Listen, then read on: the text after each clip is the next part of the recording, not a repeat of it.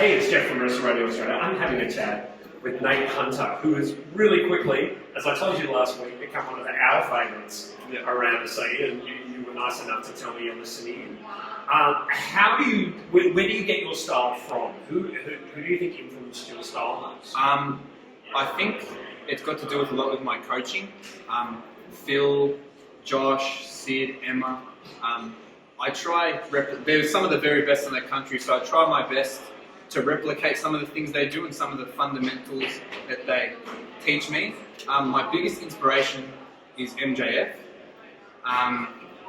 However, the way I work and my athletic abilities, Mr. Perfect, Nigel McGuinness, those are people I look to for inspiration. Important as well. So that traditional American style is what I try to implement into my work mostly. Yeah, because you're very much a Ring of Honor style throwback. Yeah. So you saying Perfect, MJF, McGuinness, probably a little bit, I see a little bit of Punk in you as well. Somewhat, yes. I mean, Punk is one of the best storytellers of all time, so most definitely I look at his stuff also.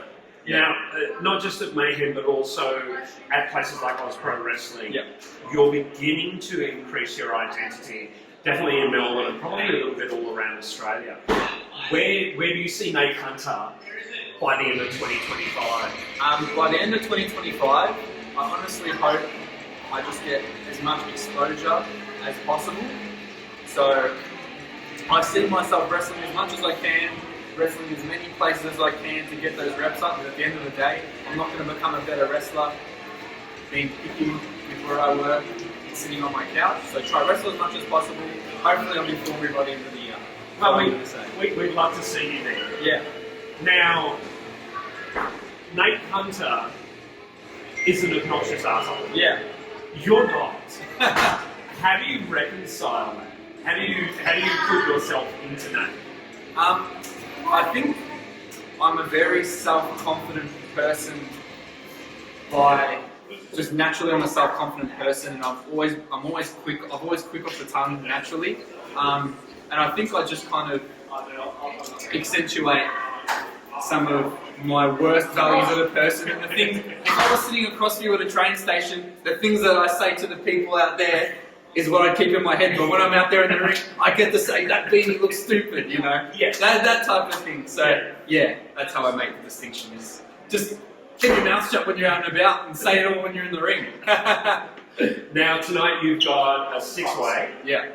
How are you feeling about it? It's going to be an incredibly busy day.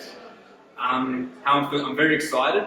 I'm in there with 5 of the very best in the country, I believe. Some incredible talent in that match. I'm looking forward to just entertain the people and get that win, baby. That's what I do best. That would be fantastic.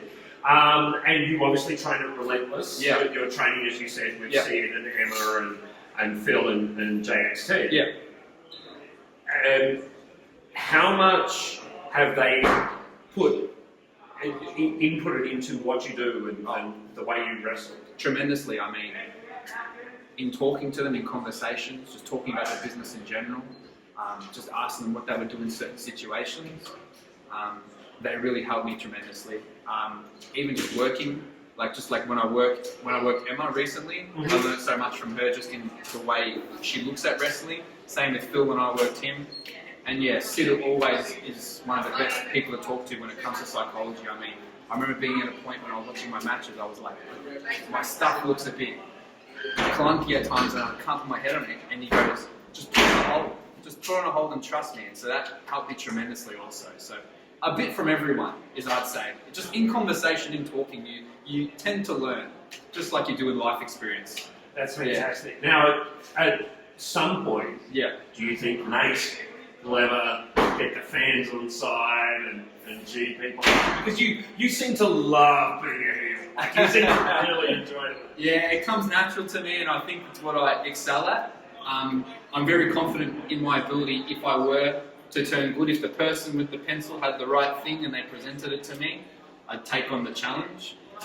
Always one for challenges. I'm always one to make the most out of whatever I have. That's my job as a professional, in my opinion, is to make the most out of whatever's given to me. So yeah, that's what I'll try to do if that ever gets put on the table in front of me. I look forward to the day it happens. Yeah. You are a very likeable person, I'm not gonna lie. And don't fucking insult my beanie. I'll try not to. No heat.